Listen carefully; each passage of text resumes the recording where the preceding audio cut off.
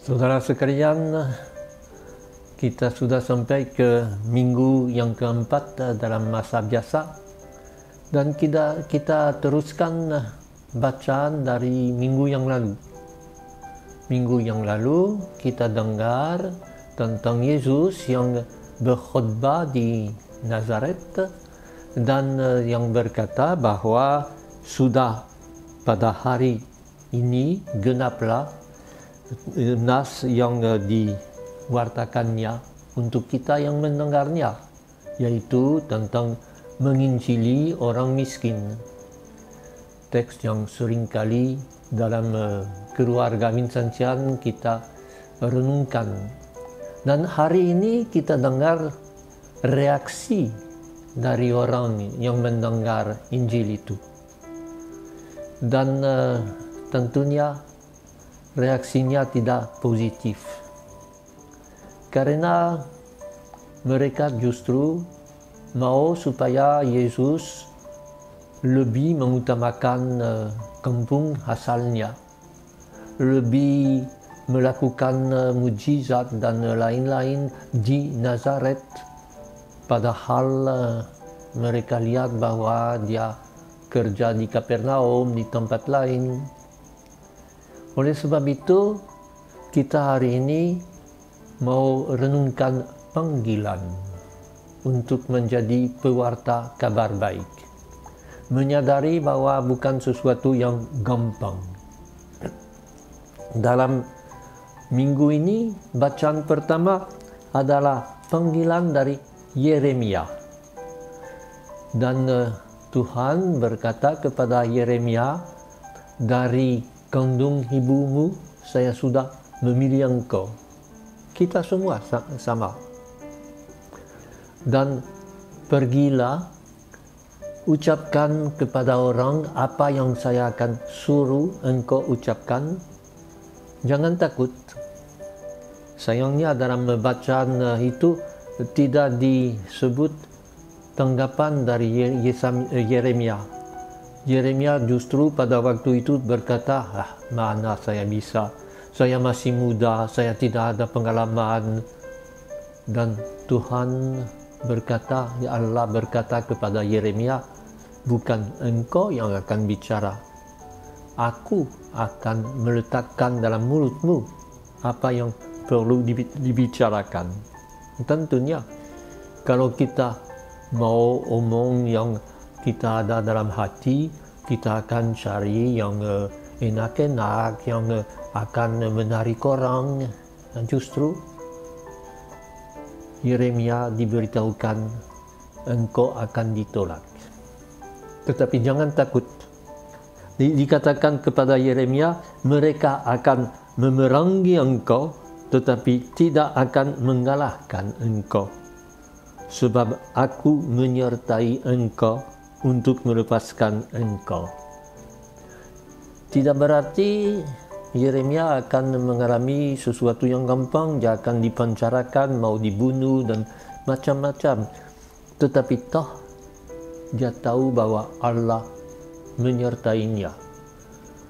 Pernah dia akan berkata, Tuhan, bagaimana engkau memainkan aku? Waktu saya bicarakan namamu, semua orang melawan. Tetapi justru barangkali inilah yang dialami oleh Yesus juga. Dia berkata dalam kitab suci Perjanjian Lama, waktu ada lapar, bukan orang dari bangsa Israel yang ditolong, tetapi seorang janda dari luar. Waktu ada seorang kusta, bukan orang kusta dari bangsa Israel yang ditolong, tetapi dari luar. Jangan mau monopoli. Dan yang menarik saya dalam Injil hari ini ialah justru bahwa ditutup Injilnya dengan kata ia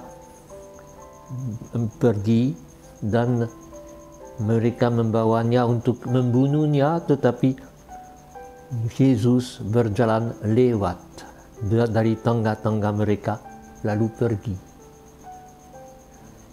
Ini dalam hal kalimat itu saya kira ini maksud Lukas dengan kisahnya, memberitahukan kepada kita bahwa Yesus bukan menjadi korban, tetapi menguasai situasi dengan tetap setia pada Bapaknya apapun tantangannya. Waktu di Getsemani, dia akan berkata, kalau bisa buat sengsara itu jauh dari aku, tetapi bukan kehendakku, tetapi kehendakmu ya Bapa. Sekarang di Nazaret, dia mau dibawa untuk dibuang ke dalam lubang, dibunuh, tetapi justru dia bisa lewat. Cara mana Lukas tidak sebut, tetapi saya ambil maksud Lukas. Pewarta Injil seperti Yeremia, seperti Yesus, selalu dilindungi oleh Tuhan, apapun kesulitannya, salibnya. Dan dalam masa sekarang tentunya kita coba menyesuaikan kabar baik itu dengan masa modern, postmodern, dan lain-lain, tetapi jangan sampai mengkhianati intinya, yaitu diutus oleh mereka yang paling terbuang. Dan bacaan kedua justru dari 1 Korintus adalah di mana Tuhan Paulus berkata, carilah yang paling utama. Dan apa yang paling utama? Kasih. Bukan sukses, bukan menarik orang dengan buat mereka dapat sesuatu yang menyenangkannya. Kasih. Dan kasih yang disebut oleh Paulus dalam surat itu, kasih kepada sesama. Tentunya dasarnya kasih Allah kepada kita. Yang Yohanes dalam suratnya akan berkata, kalau Allah begitu mencintai kita, kita harus saling mengasihi. Kasih itu kita dengar adalah sabar, adalah menerima apa saja. Kasih itu tidak sombong, kasih itu tidak mau menonjolkan diri, tidak mau balas dendam. Dan kasih itu, kalau dibandingkan dengan iman dan pengharapan yang tentunya inti dari iman kita, dari agama kita, tetapi kata Paulus, kasih yang lebih tinggi lagi, yang sesuatu yang bisa membuktikan iman kita, harapan kita. Maka saya juga mau sedikit mengambil sesuatu yang untuk hari ini. Dari tanggal 28 Januari sampai tanggal 30 Januari, yaitu sampai hari ini, adalah hari ke-69 untuk seluruh dunia, untuk orang yang kena kusta. Orang yang paling disingkirkan. Saya kerja dengan orang kusta di Vietnam, di Kalimantan Utara, di Kalimantan Barat. Saya selalu kalau pergi ke Singkawang, saya punya kamar di rumah sakit orang kusta. Saya punya di Vietnam sebagai orang yang memelihara kuda saya karena saya turne berkuda, orang kusta. Saya disuruh di Nongapino membuka suatu penginapan, suatu asrama untuk orang kusta. Karena apa? Yang penting orang yang kena itu secepat mungkin datang berobat. Sebelum ada semua luka, jari yang hilang, hidung yang hilang, dan seterusnya.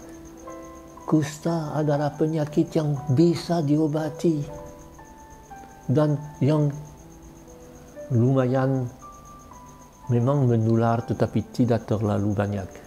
Pokoknya jangan ada luka, bisa selamat dengan orang kusta dan lain-lain, tidak ada apa. TBC lebih bahaya, AIDS lebih bahaya. Maka kita perlu justru membuat kasih untuk orang yang paling disingkirkan. Kusta ada di Indonesia, saya menyaksikannya. Dan dikatakan bahwa sampai sekarang 1 orang setiap 2 minut kena penyakit itu. Di daerah-daerah yang paling miskin tentu. Dan kita tahu juga bahwa orang yang sudah sembuh dari kusta sulit untuk datang lagi hidup dalam kampung mereka. Harus membina orang untuk mengerti, dan inilah yang Injil hari ini, inilah yang khotbah Yesus kepada orang di Nazaret. Aku diutus untuk orang miskin. Dan tentunya khotbah itu mengganggu orang yang enak-enak, yang tidak mau bagi dan lain-lain. Yesus ditolak di Nazaret, tetapi dia lewat dan teruskan jalan. Dia tidak menyerah. Yeremia sama. Maka marilah kita tutup renungan kita hari ini dengan doa yang hari Minggu ini. Allah yang penuh kasih, Engkau telah mengutus Yesus, Putramu, untuk menggenapi janji keselamatanmu. Kami mohon, buatlah kami percaya sepenuhnya kepada Putramu, sehingga kami selalu menaruh iman, harapan, dan kasih kami kepadamu, dengan pengantaran Kristus Tuhan kami. Amin. Aku